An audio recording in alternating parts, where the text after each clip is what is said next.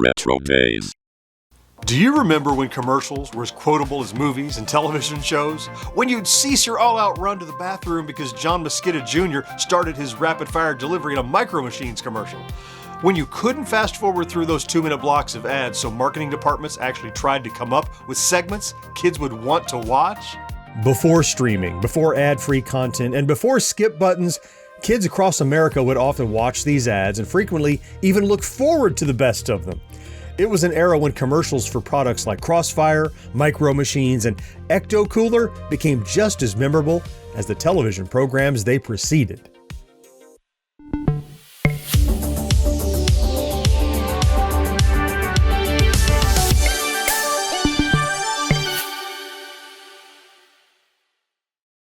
Commercials are funny things. As kids, we mostly used commercial breaks as an excuse to run to the bathroom or to gather an armful of snacks from the kitchen. We knew they were just marketing tools to make us want to buy stuff, and we usually treated them with apathy or even frustration for interrupting a particularly good episode of Quantum Leap. Yet, whether we like to admit it or not, they often had the ability to entertain in their own right. And these were the ads that took on a life of their own, jumping the gap from TV to schoolyard until everyone was quoting, "Where's the beef? I've fallen and I can't get up." Got milk, and sadly, the unfortunately popular, "What's up?" As adults looking back on these commercials, we've grown to appreciate them even more. One glance at nostalgia-driven YouTube videos reveals a great emphasis on old commercials. VHS collectors sometimes hunt taped-off TV cassettes so they can digitize the commercials found on them. Vast collections appear on the Internet Archive and are sold in private groups on Facebook. Heck, one look at our videos reveals a reliance on these old commercials and television clips as part of our editing and narrative process, which is why we thought, why not dedicate an entire video to the commercials themselves? Introducing new Fruitomic Punch Gushers with a taste that's gonna drive you fruity. It's very, very different. And totally appealing. It's new Fruitomic Punch Gushers, the fruit snack bursting with juicy fruit punch in the middle. So fruity, they'll really turn your head. Whoa, I'll say. New Fruitomic Punch Gushers. The blast of fruit punch is gonna drive you totally fruity. Man, I got a split. Maybe I was a little too old for candy like this when it came out in 1991, or maybe I just didn't love the idea of biting into a candy that gushed. Either way, I've never actually tried Gushers fruit snacks, though being older when they came out meant that my friend group had plenty of, let's say, mature jokes regarding the candy. Frankly, I had no idea they were still being made and sold. I'd assumed they were a fragment of 90s nostalgia that had broken off and remained in the past. That is all to say, I can't comment much on the taste of these things, but the commercials were always a source of amusement. It seems like most people generally talk about the fruit head commercials, where kids eat Gushers and their heads turn into fruit. I'm not sure why I had to describe that, but here we are.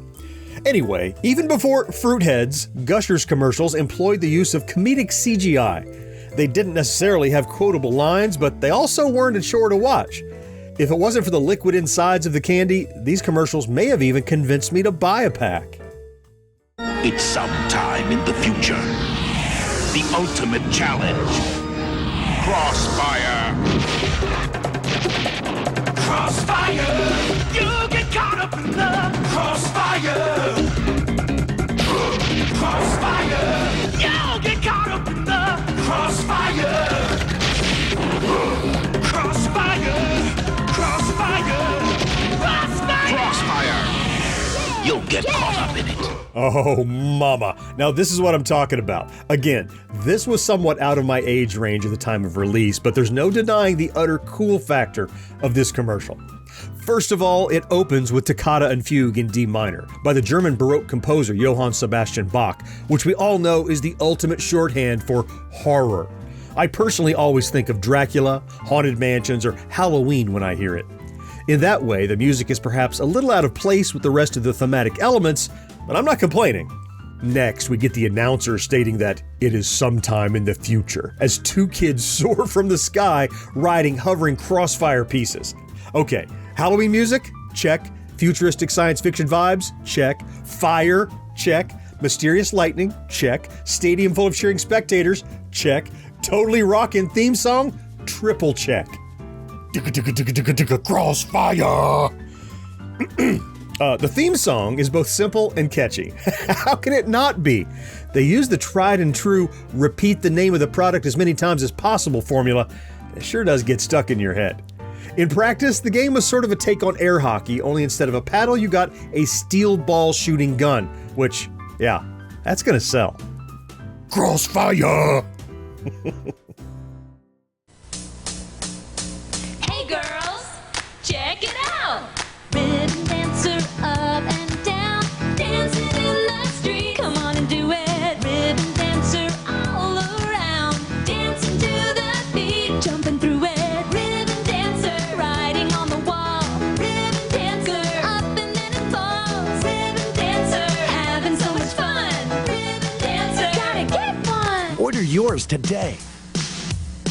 Ah, yes, Ribbon Dancer.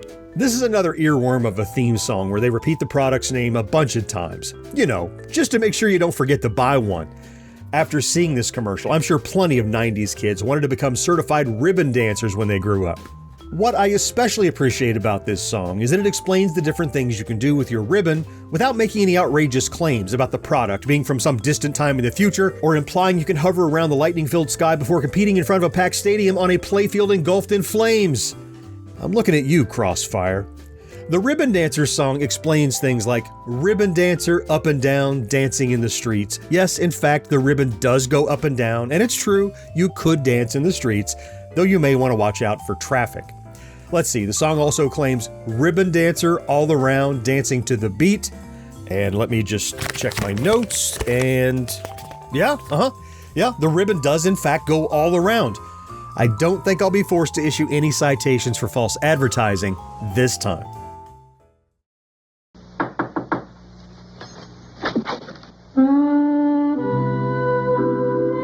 Hi, I just moved in next door. Could I borrow a Diet Pepsi? Sure. Come in. Yes.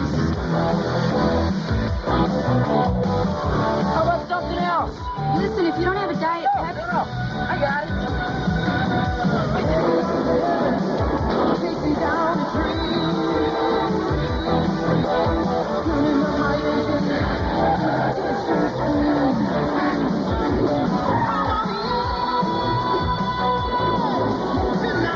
Tonight. You okay in there? Here's your Diet Pepsi. That must be my roommate, Danny. Danny? Hi, I'm Danielle. You got another Diet Pepsi? Sure. Diet Pepsi, the choice of a new generation.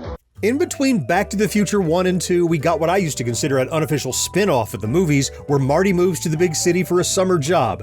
He and Jennifer were on a break and Marty was free to, well, offer other women Diet Pepsi.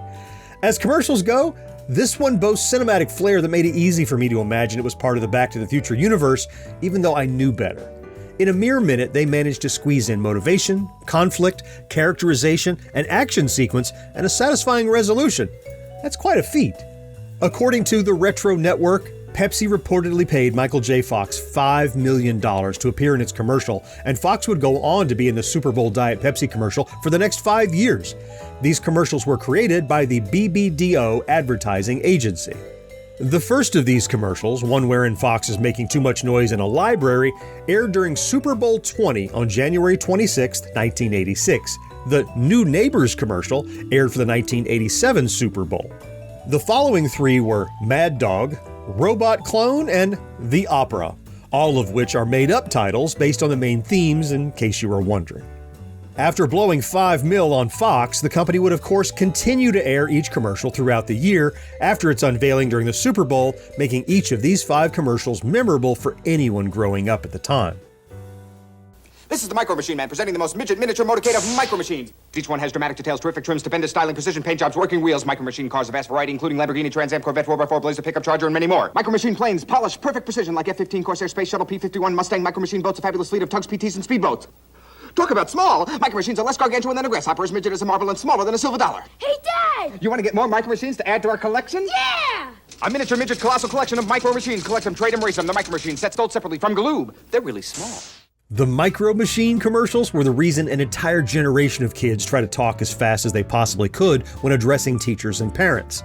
Well, okay, maybe that is a bit hyperbolic, but I do remember friends, and especially younger people, trying to speak as fast as John Mosquito Jr., which was folly considering he held a Guinness World Record as the world's fastest talker.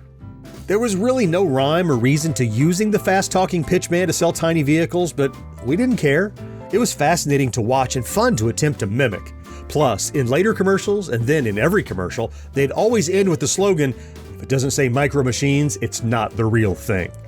Though toys also had that pocketable appeal we recently talked about in a video highlighting tiny toys, the ads emphasized this fact, often describing them as tremendously tiny, perfectly precise, and dazzlingly detailed. How could any kid resist? Hey, give that back! Mouse trouble? Then you need Mousetrap. Mousetrap, I guarantee it's the craziest trap you'll ever see. The first to capture everyone else's mouse is the winner. Just turn the crank and snap the blank and boot the marble right down the chute. Now watch it roll and hit the pole and knock the ball in the rubbered up tub, which fits the man into the pan. The trap is set. Here comes the net. Ouch! Mousetrap, I guarantee it's the craziest trap you'll ever see. I knew you were a winner. Mousetrap from Milton Bradley. Now here's another one that largely sticks with me because of the song. I haven't watched this commercial in decades, yet as soon as it started playing, I was able to sing along word for word. I'll bet the same is true for some of you. In addition to the catchy music, live action is integrated with animated elements, which was appealing to the younger audience. I particularly like the animated cat, who strikes me as a combination of pitchman and carnival worker. On the one hand, he's literally a door-to-door salesman, pitching a product to help get rid of mice. The carnival worker's side is subtle, but I think epitomized near the end by his line, "I knew you were a winner." It's funny because the characterization of the cat is that he's trying to sell the viewer on this game, which weirdly calls our attention to the fact that we are, for all intents and purposes, the mark. Yet, we don't really care because the song is catchy, the cartoons are magnetic, and the game looks like frenzied fun.